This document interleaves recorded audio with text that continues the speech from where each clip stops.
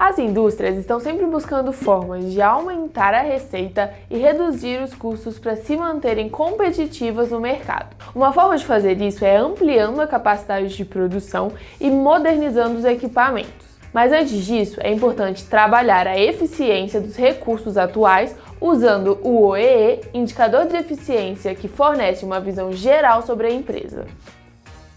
O OEE, ou Efetividade Global de um Equipamento, é uma medida utilizada para avaliar a eficiência de uma máquina ou linha de produção.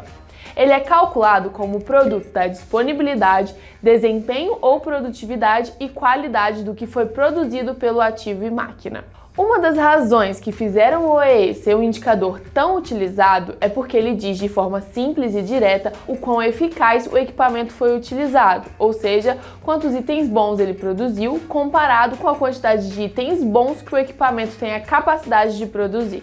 Com a expansão do Lean Manufacturing, o OEE passou a ser muito usado pelas empresas que adotaram essa filosofia de produção e ficou tão popular que está sendo usado até hoje por empresas que ainda não adotaram a produção enxuta, ou o Lean Manufacturing. Ele é um indicador fundamental para se avaliar a performance de um equipamento, sendo usado como um dos componentes fundamentais da metodologia do TPM. Antes de entendermos como funciona o cálculo do OEE, é preciso antes conhecer mais a fundo os 3 indicadores que compõem o OEE, que são a disponibilidade, o desempenho ou produção e a qualidade. O primeiro é a disponibilidade, que é a medida do tempo em que uma máquina está disponível para operar. Para calcular a disponibilidade do equipamento, leva-se em consideração o tempo programado total que a máquina deveria estar trabalhando. Por exemplo, se em um dia, do total de horas que o equipamento opera, a gente tem que pegar e desconsiderar as pausas que já fazem parte do processo, como por exemplo, colocar o refil na máquina, e assim a gente vai conseguir o tempo de fato programado. Então, precisamos subtrair todas as demais paradas que ocorreram durante o processo e vamos encontrar então o tempo real produzido pela máquina. Então, a disponibilidade é igual ao total de tempo que uma máquina está produzindo dividido pelo tempo total programado para a produção, podendo ser afetada aí por algumas quebras de máquinas, tempo de preparação e algumas microparadas. Com o índice de disponibilidade, você vai poder identificar alguns pontos importantes, como por exemplo, formas de aproveitar melhor o tempo das máquinas, o tempo gasto em paradas não planejadas, a falta de manutenção das máquinas e as baixas na produção. O segundo é o desempenho ou produtividade e diz respeito às perdas geradas por conta de um equipamento não estar produzindo na velocidade máxima possível ou não estar produzindo na sua capacidade máxima.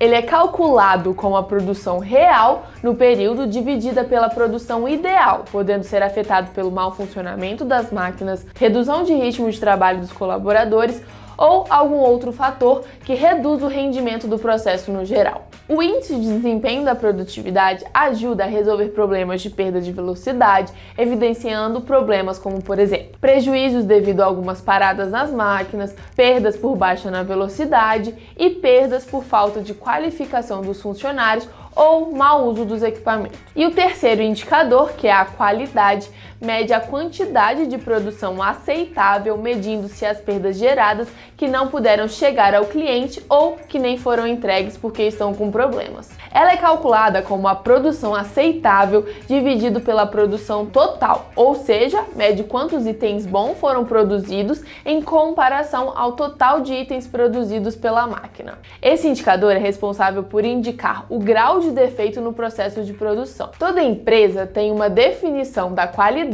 que é esperada na produção. Para que a máquina esteja cumprindo o seu papel, os produtos devem ter essa qualidade desejada.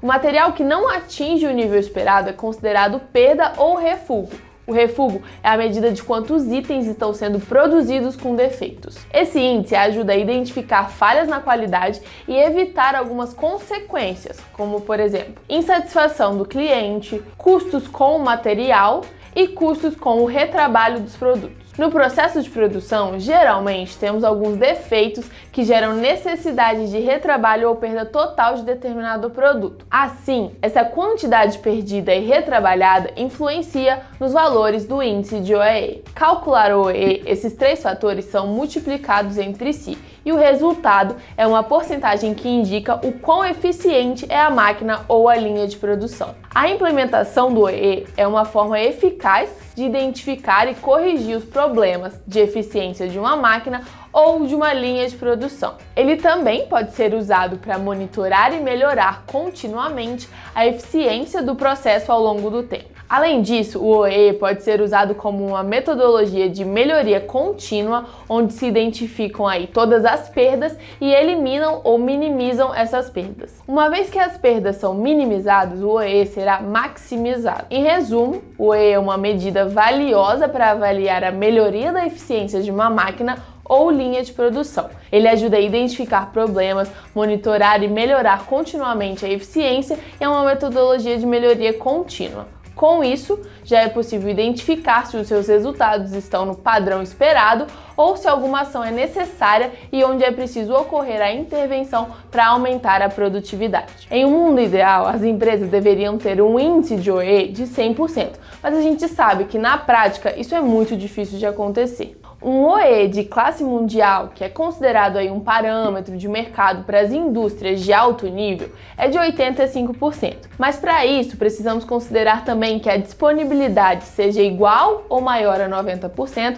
e a performance ou produtividade seja igual ou maior que 95% e a qualidade maior que 99%. Além disso, é possível ver a grande influência que esse indicador pode gerar sobre a produção, mostrando os níveis de defasagem do sistema de produção e indicando um caminho para se alcançar um melhor grau de desenvolvimento para sua empresa. E se você quiser saber mais e se aprofundar no tema e entender mais sobre os indicadores de manutenção, a gente tem um e-book completo e gratuito que você pode encontrar aqui do lado, que eu tenho certeza que você vai curtir muito, com um tema rico e relevante para a gestão da manutenção.